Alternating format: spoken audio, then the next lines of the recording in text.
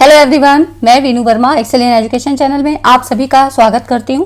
Friends, आप सभी जानते हैं कि यहां पर हम यूजीसी नेट की तैयारी करते हैं और इसी तैयारी से आप सेट के एग्जाम की परीक्षा भी दे सकते हैं। तो यहां पर हम तैयारी कर रहे हैं 2024 में जो आपकी परीक्षाएं होने वाली हैं। जैसे कि अभी आपका एग्जाम कैंसिल हो गया था 18 जून 2024 का, तो उसके लिए री एग्जाम भी होगा और आपका दिसंबर का अभी एक सेशन बाकी है ना 2024 के अंतर्गत।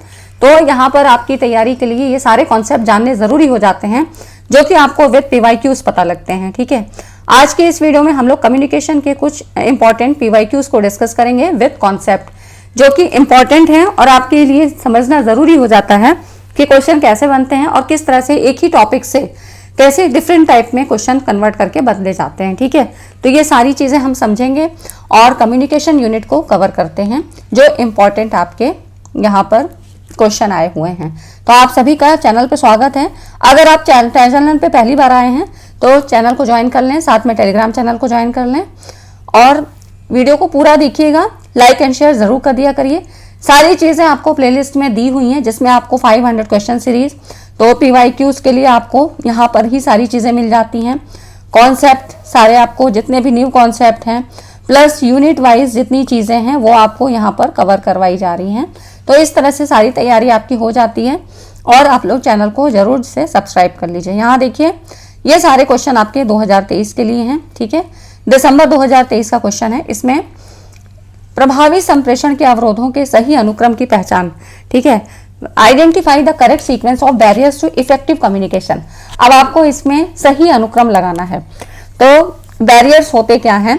तो देखिए, सबसे पहले तो बात हम करें जो कि हमारे कम्युनिकेशन में अवरोध पैदा करें जिसके कारण हमें फीडबैक सही नहीं मिलता है। सेंडर और रिसीवर का आपस में कम्युनिकेशन सही से नहीं हो पाता है और इसमें सबसे ज्यादा इंपॉर्टेंट जो रोल करता है वो है क्या? नॉइज।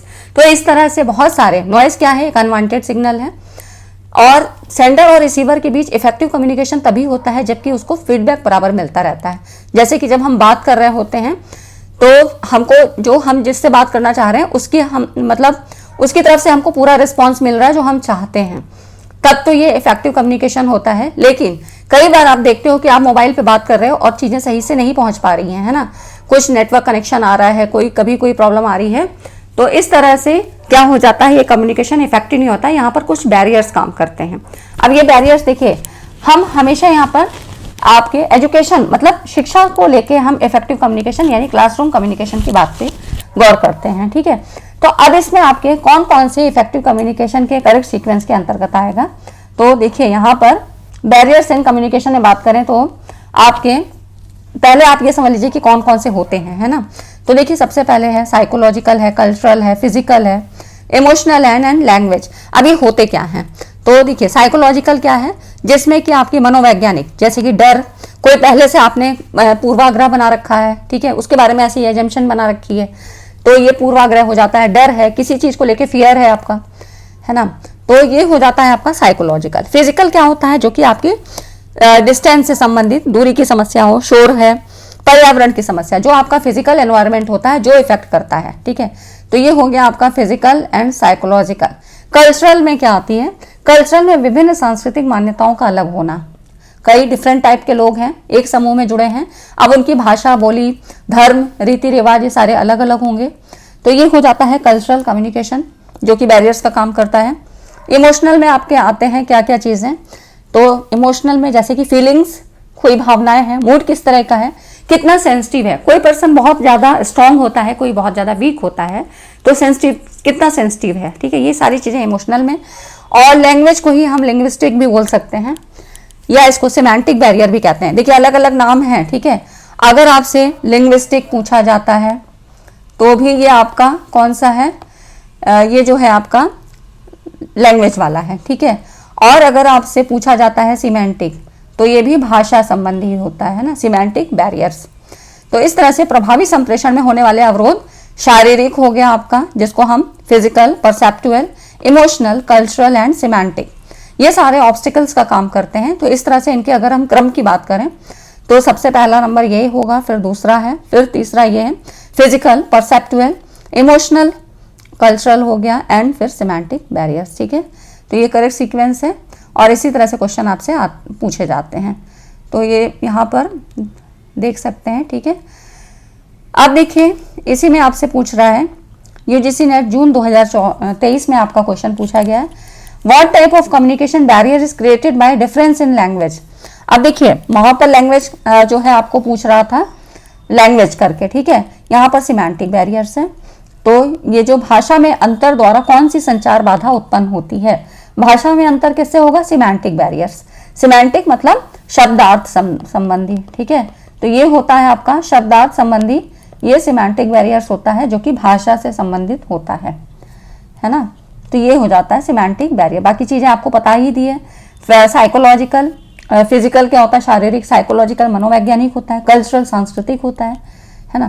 तो देखिए अब इसी तरह से बैरियर्स ऑफ कम्युनिकेशन से अलग अलग किस तरह से थोड़ा सा डिफरेंट कर करके सवालों को पूछा गया है। तो ये लेटेस्ट पैटर्न है जिसके अकॉर्डिंग आपको जो है तैयारी करनी है। अब इसमें देखिए निम्नलिखित में से कौन सी संचार बाधा, ये मार्च में पूछा गया है 2023 में। अब इसमें अलग अलग आपको यहाँ पर वर्ड्स दे रखे हैं, attention of the communicator, semantic distortion, amplified image, infographic. इसमें कह रहे हैं कौन सा संचार बाधा है। तो संचार बाधा क्या, एम्प्लीफाइड इमेज होगी, अगर किसी इमेज को छोटी है और उसको बड़ा करके दिखाया जाए तो क्या कम्युनिकेशन बैरियर होगा, या कम्युनिकेटर का जो अटेंशन कितना ध्यान दे रहा है ना, इन्फोग्राफिक, या आपका, तो इसमें देखिए सबसे ज्यादा सिमेंटिक डिस्टॉर्शन ये कम्युनिकेशन बैरियर में काम करता है, ठीक है ना। तो अर्थगत विकृति जिसको सिमेंटिक डिस्टॉर्शन कहते हैं, इसका तात्पर्य क्या है, शब्दों या प्रतीकों के अर्थ की गलत व्याख्या या गलत फहमी, है ना। जैसे कि कोई वर्ड किसी तरह से यूज किया जा रहा है लेकिन उसको हम किसी तरीके से लेते हैं, है ना। तो इस तरह से यहां पर हो गया जो अक्सर संचार बाधाओं को जन्म देती है, और ये विसंगति भाषा, सांस्कृतिक पृष्ठभूमि या व्यक्तिगत व्याख्या में, जैसे पर्सनल आप किसी तरीके को कैसे एक्सप्लेन करते हो, जैसे कहते हैं रोको, है ना, रोको और मत जाने दो, मतलब एक ये हो गया और एक हो गया रोको मत जाने दो, ठीक है। अब देखिए दोनों जो है यहां पर फर्क हो गया, कहने का ही फर्क हो जाता है, रोको मत जाने दो मतलब उसको रोको, और रोको मत उसको जाने दो, ठीक है। तो इस तरह से ये हो जाता है आपका सिमेंटिक बैरियर, जहां पर ये आपके इस तरह से भाषागत जो शब्दों या प्रतीकों से मतलब है आप कहां पर कॉमा लगा रहे हो, कहां फुल स्टॉप लगा रहे हो, इस तरह से, है ना। तो ये हो जाता है आपका सिमेंटिक डिस्टॉर्शन, ठीक है। तो ये हो गया आपके। नेक्स्ट आप देखो अगला जो क्वेश्चन है, निगेटिव कम्युनिकेटर्स यूजुअली एक्सप्रेस, नकारात्मक संप्रेषक सामान्यतः व्यक्त करते हैं। अब इसमें जो नकारात्मक से क्या मतलब होता है, पॉजिटिव कम्युनिकेशन और नेगेटिव कम्युनिकेशन अलग अलग दो होते हैं। अब आप अगर आप बुक में देखोगे तो ये नेगेटिव कम्युनिकेटर्स, नेगेटिव कम्युनिकेशन, ये वर्ड्स नहीं मिलते हैं। इसमें क्या मतलब होता है, नकारात्मक संप्रेषक, नकारात्मक या पॉजिटिव या नेगेटिव से मतलब क्या है, पॉजिटिव कम्युनिकेशन में क्या होता है, जो सद्भावना, सम्मान और रचनात्मक परिणामों को प्रोत्साहित करे, ठीक है। तो पॉजिटिव कम्युनिकेशन में आपका क्या होगा, जो कि जिसमें कि सम्मान की बात होगी या कहने का लहजा, ये सारी चीजें, क्रिएटिविटी होगी इसमें, ठीक है, ये सारी चीजें होती हैं। और नेगेटिव में क्या होता है, नेगेटिव कम्युनिकेशन में हमेशा निराशावादी अप्रोच होता है ना। तो यहाँ पर ये निराशावादी होगा, यहाँ कोई प्रोत्साहन नहीं होगा, कोई क्लैरिटी नहीं होती है, ठीक है। तो जो देखिए पॉजिटिव कम्युनिकेशन है, यहाँ पर सद्भावना, सम्मान और रचनात्मक परिणामों को प्रोत्साहित किया जाता है, ठीक है। और इसमें सम्मानपूर्ण स्वर होगा, एक्टिव लिसनिंग होती है, सबसे ज्यादा पॉजिटिव जो कम्युनिकेशन है इसमें आपकी एक्टिव लिसनिंग, ये सारी चीजें आप लोग नोट करते चलिए। एक्टिव लिसनिंग हो गई, क्लैरिटी हो गई, सहानुभूति हो गई, प्रोत्साहन होता है, ओपन माइंडनेस होती है, ठीक है। विचारों में क्या है, संकीर्णता नहीं होती है, नैरो माइंडनेस नहीं होती है। तो ये हो जाती हैं चीजें पॉजिटिव कम्युनिकेशन में। जो भी हो सकता है, देखिए अब पलट के भी क्वेश्चन पर पूछा जा सकता है, जैसे कि नेगेटिव कम्युनिकेटर्स की बात हुई है तो इसी तरह से पॉजिटिव के बारे में पूछ सकते हैं। सकारात्मक संचार क्या होता है, जैसे कि बुद्धिस्ट कम्युनिकेशन, आपके बहुत पूछा जा रहा है ऐसे क्वेश्चन, तो बुद्धिस्ट कम्युनिकेशन से भी रिलेट करता है। और दोनों ही, जहां अगर हम बुद्धिस्ट कम्युनिकेशन की बात करें, बौद्ध संचार की, तो इसमें भी सम्मान की बात होती है, करुणा और समझ पे जोर दिया जाता है, ठीक है। यहाँ पर भी एक्टिव लिसनिंग की बात की गई है और करुणा, है ना, अहिंसा की बात की गई है। तो इस तरह से ये सारी चीजें पॉजिटिव कम्युनिकेशन और बुद्धिस्ट कम्युनिकेशन काफी हद तक रिलेट करती हैं। जैसे कि बुद्धिस्ट कम्युनिकेशन में भी अगर हम बात करें, यहाँ पर देखिए थोड़ा सा मैं आपको बता रही हूँ। इसमें देखिए बुद्धिस्ट कम्युनिकेशन, इसमें वैसे पूरी वीडियो है, इसको आप देख लीजिएगा। यहाँ पर थोड़ी चीजें हम बता रहे हैं। राइट स्पीच मतलब जो आपका भाषण है कितना सही है ना। राइट स्पीच होता है, करुणा और सहानुभूति होती है, और एक्टिव लिसनिंग सबसे ज्यादा यहाँ पर जो होती है एक्टिव लिसनिंग, है ना, ये हो गई एक्टिव लिसनिंग। स्पष्टता, क्लैरिटी भी होती है। तो ये सारी चीजें आपकी कितने हैं, पॉजिटिव कम्युनिकेशन में है, और बुद्धिस्ट कम्युनिकेशन दोनों में लगभग सेम होती हैं, है ना। तो ये हो जाती है बुद्धिस्ट कम्युनिकेशन की बात, जिसको की पूरी वीडियो है, आप लोग वहां पे देख लीजिएगा। अब हम बात करते हैं, यहाँ पर देखिए इसमें कह रहा है कि जो आपके नेगेटिव कम्युनिकेटर्स हैं क्या क्या चीजें एक्सप्रेस करते हैं इसमें। तो नेगेटिव कम्युनिकेशन में क्या होगा, जो कम्युनिकेटर्स होगा, जो कि संचार कर रहा है, उसमें वर्बल सॉफ्टनेस तो नहीं होगी, कोई सॉफ्टनेस नहीं होगी। ये वाला ऑप्शन आप हटा दो, ये नहीं होगा, ठीक है, इसको काट दीजिए। अब आपके पास ऑप्शन है जहां पर ये होगा, इसको हटाइए, है ना, ये वाला हट गया और आपका ये वाला हट गया। अब देखिए यहाँ पर है आशावादी भी नहीं होगा, ये वाला भी नहीं होगा, ठीक है, क्योंकि हमेशा निराशा से पूर्ण बात करेगा। नेगेटिव कम्युनिकेटर्स की बात कर रहे हैं तो यहाँ पर ये पेसिमिज्म, निराशावादी, रिसेंटमेंट और डिस्ट्रस्ट, है ना, अविश्वास, निराशावाद। अब ये क्या वर्ड होता है, रिसेंटमेंट। रिसेंटमेंट क्या वर्ड होता है, तो इसके लिए देखिए यहाँ पर ये होता है जो कि जैसे किसी चीज या सिचुएशन के लिए यहाँ पर मतलब मन में गुस्सा आना या नफरत होना, उस चीज से नफरत करने लगा, है ना। तो ये इसका मतलब होता है अमर्ष। अमर्ष मतलब रिसेंटमेंट, किसी चीज के लिए आपके अंदर नेगेटिविटी आ जाना, नफरत होना, गुस्सा आ जाना, है ना। अविश्वास आप जानते हो, निराशावादी आप जानते हो, है ना। तो इतनी चीजें हो गई, ठीक है। तो यहाँ पर ये सारी चीजें यहाँ पर हम बात कर लेते हैं कि कौन कौन सी होती हैं। तो इसमें देखिए आपका हो जाता है यहाँ पे पेसिमिज्म, ठीक है, और निराशा मतलब अमर्ष, है ना, रिसेंटमेंट, जिससे कि जो कि गलतफहमी है, मन में कोई ऐसा विचार है जो नेगेटिव थॉट्स को जो है जन्म देता है। ये हो गया आपका नेगेटिव कम्युनिकेटर्स, ठीक।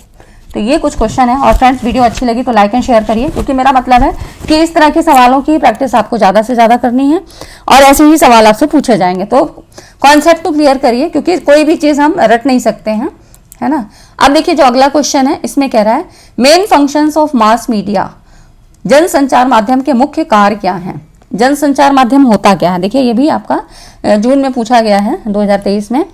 तो जनसंचार क्या है, एक ऐसी तकनीकी है जो बड़ी संख्या में लोगों को संदेश भेजने में सक्षम है। यहाँ पर जब हमें बहुत बड़े ज़्यादा वाइड एरिया में लोगों को कवर करना है तो हम मास मीडिया का यूज़ करते हैं। अब इसके कुछ सोर्सेज होते हैं किसके थ्रू यहाँ पर हम मास मीडिया कैसे यूज़ कर सकते हैं, किन किन किन सोर्सेज के थ्रू, इसके काम क्या होते हैं, क्या इसका इम्पैक्ट होता है, ये सारी चीज़ें, है ना। तो जनसंचार के लिए क्या होता है, एक औपचारिक संगठन होता है ना। और यहाँ पर इस माध्यम के लिए क्या होता है, अनेक जो है द्वारपाल, जिनको गेट कीपर्स कहते हैं, ये होते हैं। इनके माध्यम क्या है, तो माध्यम देखिए रेडियो हो गया, है ना, आपका रेडियो, टेलीविज़न, और ये हो गए जो है सिनेमा, है ना। ये सारे इसके सोर्सेज हैं जहाँ से कि मास मीडिया के थ्रू हम कन्वे कर सकते हैं कम्युनिकेशन को। इंटरनेट के थ्रू बहुत सारी खबरें आपको पता लग जाती हैं, ट्विटर पे, है ना। अखबार, न्यूज़पेपर, इस तरह से ये न्यूज़पेपर भी आपका होता है। और फिर है मोबाइल, जिसके थ्रू आप बहुत सारी जानकारी यहाँ पर भी मिलती है। तो ये सारे चीज़ें क्या हैं, इसके सोर्सेज हैं, ठीक है। ये इसके सोर्सेज हो गए मास मीडिया के।